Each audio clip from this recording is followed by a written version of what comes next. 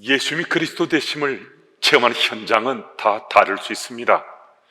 예수님이 그리스도 되심을 믿고서 내가 살아갈 삶의 방향을 결정하는 것도 우리는 다 다를 수 있습니다. 그런데 한 가지 공통 분모를 찾아낸다면 우리 모두는 예수님이 그리스도시란 이 사실을 믿는다는 것입니다. 그렇다면 우리는 그 이후에 어떤 삶을 살아야 하는가? 모두가 다 목사가 되거나 선교사가 될 필요는 없습니다. 하지만 우리가 살아가는 삶의 자리가 어느 곳이든 간에 우리는 내가 예수를 믿는 사람이라고, 나는 구원받은 그리스도인이라고,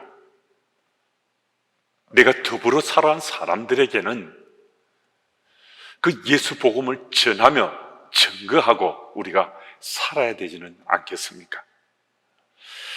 예수님이 예루살렘 도성을 올라오시는데 다른 사람들이 예루살렘으로 올라오는 것과는 그 형태와 행렬이 좀 남달라 보였습니다.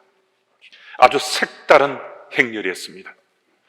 복에 따라서는 인상을 찌푸릴 만한 그런 모습이었을 수도 있습니다. 어른이 나귀를 tas는데 그것도 나귀 새끼를 탔으니까 그 나귀 새끼가 얼마나 힘들었겠습니까?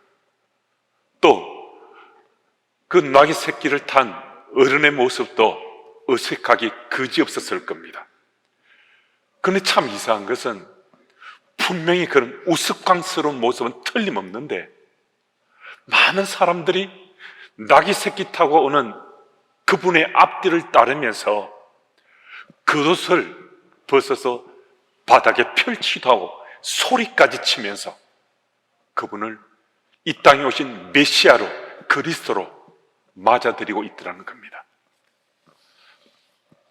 여러분, 예수께서 왜 나귀 새끼를 타시고 예루살렘 성을 오르시겠습니까? 다른 짐승을 탈 수도 있었잖아요.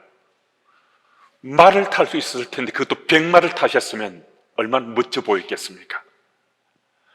하지만 나귀 새끼를 타는 것은 예수께서 원하셨던 겁니다. 그것도 나귀 새끼를 탈 것을 주께서 원하셨기 때문에 예루살렘 도성을 오르는 그 장면이 세상 속에 보이게 된 겁니다. 왜 예수께서 나귀 새끼를 타기를 원하셨는가? 스가랴 9장 9절 말씀입니다. 시온에 따라 크게 기뻐할지어다, 예루살렘에 따라 즐거이 부를지어다. 보라, 내 왕이 내게 임하시나니 그는 공의로우시며 구원을 베푸시며 겸손하여서 나귀를 타시나니 나귀의 작은 것 곧 나귀 새끼니라. 예수님이 나귀 새끼를 타심으로 온 세상에 메시아로 이 땅에 오신 왕이시란 사실을 드러내길 원하셨습니다. 예수님이 약속된 메시아, 이스라엘 백성들이 1000년을 기다려온 바로 메시아시란 사실을 온 세상에 드러내길 원하셨습니다. 유대 종파 지도자는 말할 것도 없고 유월절 그 잔치에 참여하려고 예루살렘으로 몰려들었던 100만 이상의 유대인들에게까지 예수는 그리스도 되심을 드러내길 원하셨습니다. 그런데 여러분, 예수께서는요, 그 이전에는 당신의 메시아 되심을 숨겨오셨습니다. 숨기길 원하셨습니다. 그런데 왜 오늘 본문에서는 예수께서 메시아 되심을 온 세상에 드러내길 원하셨는가? 이제는 예수님은 당신의 메시아 되심을 더 이상 숨길 수가 없었습니다. 요한복음 11장 56, 57절 말씀인데요, 그들이 예수를 찾으며 성전에 서서 서로 말하되 너희 생각에는 어떠하냐? 그가 명절에 오지 아니하겠느냐 하니 이는 대제사장들과 바리새인들이 누구든지 예수 있는 곳을 알거든 신고하여 잡게 하라 명령하였음이니라. 무슨 말씀입니까? 이미 예수님은 현상 수배가 되었다는 겁니다. 예수님은 지금 현상금이 걸렸다는 거예요. 그러니까 이제 예수님은 숨고 싶어도 더 이상 숨을 수가 없었습니다. 그래서 예수님은 온 유대인들이 모두 지켜볼 만한 유월절 명절에 이르렀을 때 수많은 유대인들이 예루살렘 도성에 몰려올 때 그 타이밍 속에 온 세상에 당신이 그리스도 되심을, 메시아 되심을 드러내고 있었습니다. 그래서 나귀 새끼를 타시고 예루살렘에 오르셨던 겁니다. 그런데 참 바로 이 현장 속에서 유대인들이 예수님이 나귀 새끼 타고 오르심을 보면서 그들이 외친 그 외침은요, 정말 쇼킹한 거였거든요. 38절 말씀 우리 같이 읽어보겠습니다. 우리 함께요. 이르되 찬송하리로다 주의 이름으로 오시는 왕이여, 하늘에는 평하여 가장 높은 곳에서는 영광이로다. 아멘. 오늘 본문과 병행구절인 마태복음 21장 말씀에는 제가 전술해 드린 것처럼 예수께서 예루살렘을 오르실 때 그들은 종려나무 가지를 꺾어서 호산나 호산나 다윗의 자손이여 하며 소리치며 열렬히 예수님을 맞았습니다. 이 구절이 얼마나 의미 있고 중요한 뜻을 함축하고 있는지 우리 잘 압니다. 그러니 그들이 예수님을 다윗의 자손이라고 외쳤다는 것은 천년을 기다려온 그들이 그리스도가, 메시아가 오셨다는 것을 그들이 받아들인다는 거거든요. 그 사실을 믿는다는 거거든요. 그러니까 예수께서 당신이 아무리 난 메시아다, 그리스도라고 세상이 외치고 싶어서 나귀 새끼를 타시고 예루살렘 오르셨다 하더라도요, 유대인들이 나귀 새끼 타신 예수를 보고서 보기에도 좀 흉해 보일 수 있는 그 모습인데도 예수께서 나귀 새끼 타시는 그 현장 속에 예수님을 메시아로, 그리스도로 이스라엘 백성들이 맞아들였다는 겁니다. 여러분, 유대인들은요, 이때 어쩌면 주변에서 저분이 메시아야 라고 외쳤을 때 부하내동에서 자기들도 덩달아 메시아, 그리스도라고 외쳤을 수도 있습니다.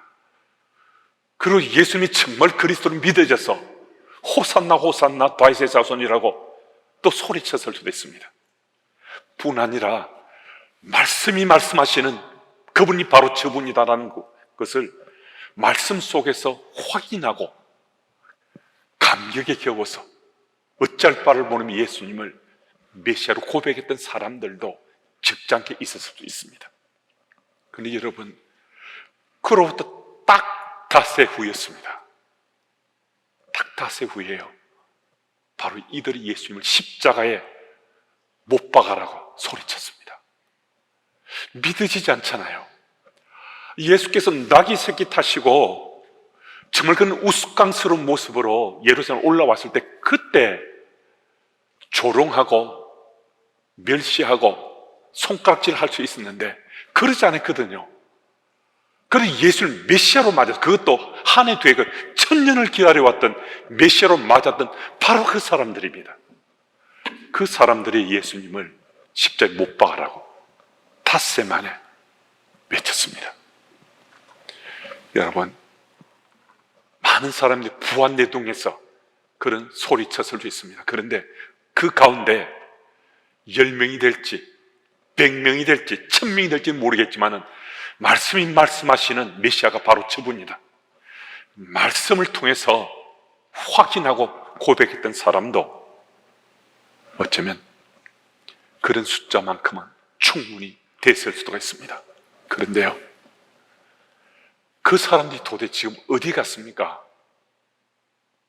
부안내동한 것 말고, 부축에서 어쩔 수 없이 소리친 사람들 말고, 예수님이 정말 그리스도를 믿어져서 메시아로 믿어져서 감격하면서 소리했던 그 사람들은 도대체 지금 어디 갔습니까? 그 사람들은요,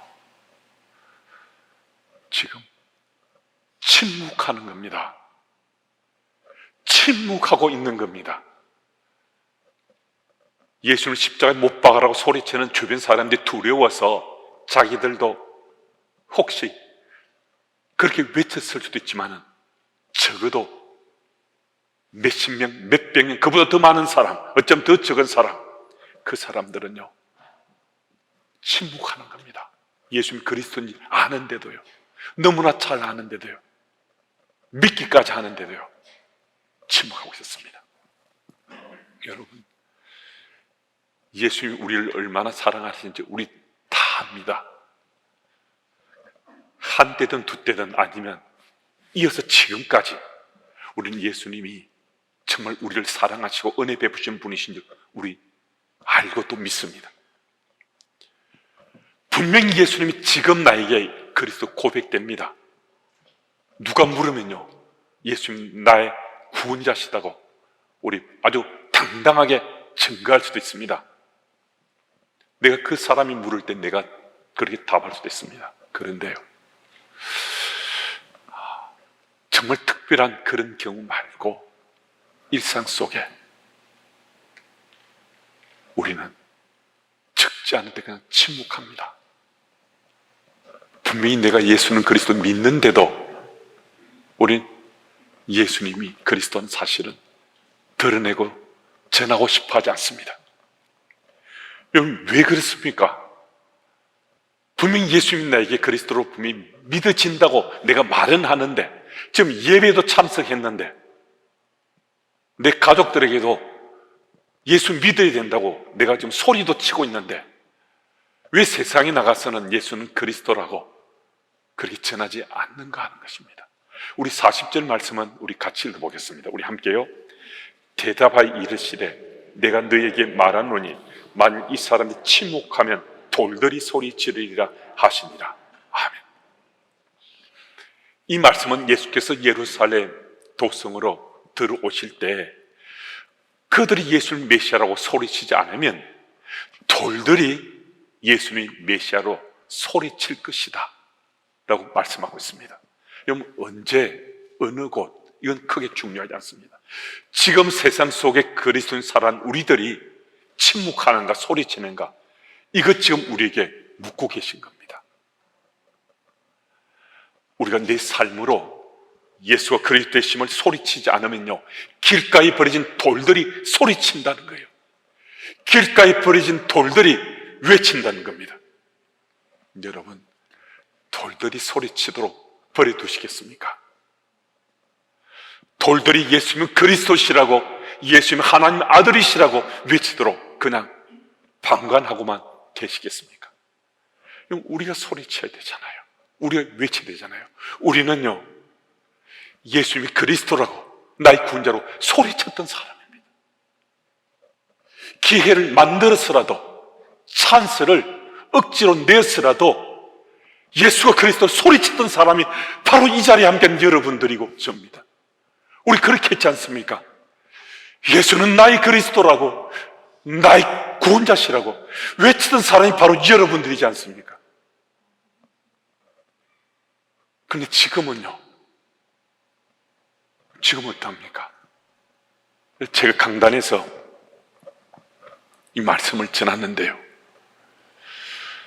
목사님, 왜 꼭 예수를 전하라고, 복음을 전하라고 강단에서 말씀하십니까?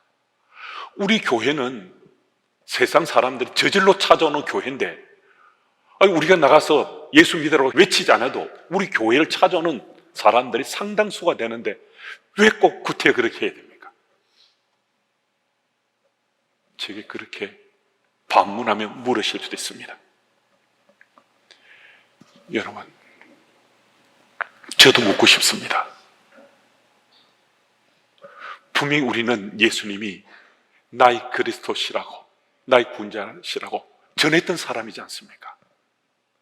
그런데 언제부터 우리가 침묵 모드로 들어서게 됐습니까? 언제부터 침묵하는 걸 당연시하면서 살게 됐습니까? 품위가 손상된다고 해요. 이전에 할 만큼 다 했다고 해요. 또 세상 사람들이 싫어할 것 같다고 해요. 사회적 신분상 좀 꺼려진다고요. 다른 사람들의 시선이 부담스럽다고요. 모든 것이 끝이 났다고 해서 더 이상 기대할 것이 없다고 해서 자신마저도 구원하지 못했다고 해서 그분에 대한 우리의 마음이 흔들렸을 수도 있습니다.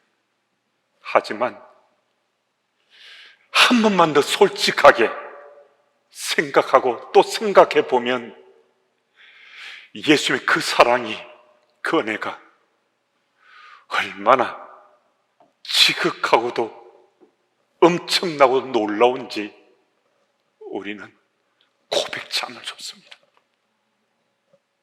그 사랑, 그 은혜를 다른 누가 받은 것이 아니라 내가 받았던 사람입니다.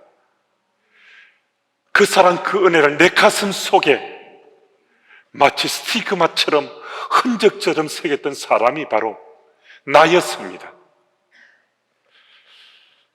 그런 내가 오늘 침묵하고 있다면, 나만 구원받은 것으로 족하고 세상 속에 나가서는 침묵하고 있다면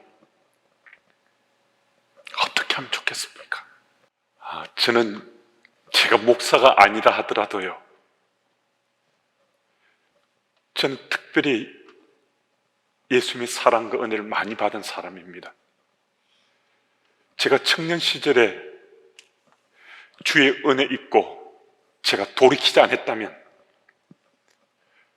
저는 정말 세상 속에 형편없는 몰골로 한평생 살았을 겁니다. 가정을 꾸렸다 하더라도요, 제 가정이 파산할 수 있을 만큼 엉망진창으로 살았을 인생이었습니다. 제가 그만큼 못나고 부끄러운 지난 삶이 있었기 때문에 은혜 또한 참 컸습니다. 사랑도 엄청나서 제가 돌아서게 되고 제 삶의 방향을 바꾸어서 신학을 하고 목사가 됐습니다. 그러면서 좀 업되고 다운될 때는 있었지만 저는 그 어떤 때라도 침묵하지 않았습니다. 제가 어느 공동체를 섬기더라도 저는 침묵할 수 없었습니다. 왜냐하면 제 인생의 지난 삶을 너무나 잘 알기 때문에 제가 말입니다, 이 강단에서든 일상 속에서든 제가 여러분들이나 또 다른 회중들에게 예수님이 그리스도시라고, 예수가 나의 구원자시라는 이 사실 전파하지 않으면요, 저는 살아있는 것 같으나 저는 죽은 사람입니다.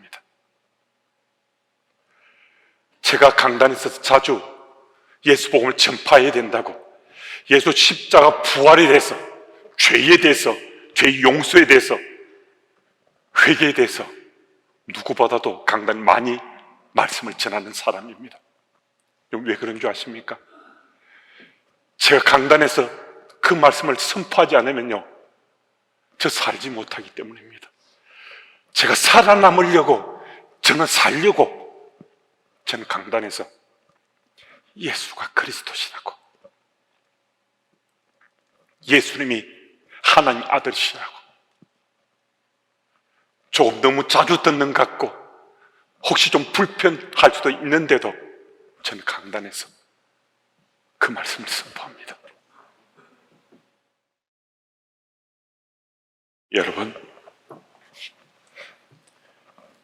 주께서 우리에게 은혜 베푸셔서 우리는 구원받은 그리스도인이 되었습니다.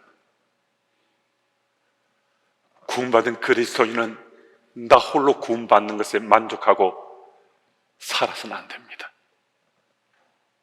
이전엔 왜, 어떤 연유로 예수 복음 전하며 우리 살았습니까? 이제는 왜 세상 속에서 나는 그리스도인 되심을 드러냈습니까? 그런데 어느 순간 그때부터 왜 침묵 모드로 침묵하며 지내고 계십니까? 얼마 전 돌아가신 제 아버님이 수년 전에 한국을 방문해서 제게 이런 얘기를 들려주셨습니다. 빅드 레코드사의 추음에 대한 얘기였는데요, 한 성악가가 별세해서 친구가 문산을 왔는데 그가 사랑하고 아끼던 애견이 아무것도 먹지 않고 죽음을 슬퍼하면서, 주인의 죽음을 슬퍼하며 그 자리를 지키고 있었습니다. 그래서 참 그 개가 안 되기도 하고 기특하다는 생각이 드는데, 그때 그 친구를 기리는 마음으로 그 친구가 취입한 빅터 레코드 판을 털어주었다고 합니다. 그렇기 때문에 아무것도 먹지 않고 슬픔하던 그 강아지가 그 레코드 판에서 울려 퍼지는 주인의 목소리를 듣고서 마치 춤을 추는 것처럼 기뻐하면서 어찌할 줄을 모르더라는 겁니다. 참 놀라운 거죠. 주인에게 이 개가 얼마나 사랑을 받았는지, 그 개 또한 얼마나 주인을 사랑했는지, 얼마나 특별한 관계였는지 느낄 수 있습니다. 그런데 우연찮게 빅터 레코드사의 사장이 이 친구를 통해서 이야기를 전해 듣고 감동받았습니다. 그래서 그때부터 자신이 사장으로 있는 빅터 레코드 회사에 생산된 모든 축음기 납판 레코드판에 His Master's Voice라고 판마다 새겨서 판매하기 시작했습니다. 주인의 음성을 듣고 춤을 추고 기뻐하는 그 개의 주인에 대한 사랑을 기린다는 의미였습니다. 그런데요, 빅터 레코드사에서 His Master's Voice라는 이 글자를 새겨서 이 판을 팔았는데, 빅터 레코드사는 이 분야의 기업 중 최고의 회사가 되었습니다. 여러분, 애견도 주인을 정말 사랑하니까 주인의 음성이 들리는 순간에 춤까지 추면서 그 사랑을 표현했습니다. 어찌 예수님의 사랑을 우리가 애견의 사랑에 비견할 수 있겠습니까? 그래서 주인의 음성이 들렸을 때 우리도 반응해야 되겠구나. 주인의 음성이 들리면 나도 내 삶으로 반응해야 되겠구나. 이런 생각은 우리 할 수 있는 거거든요.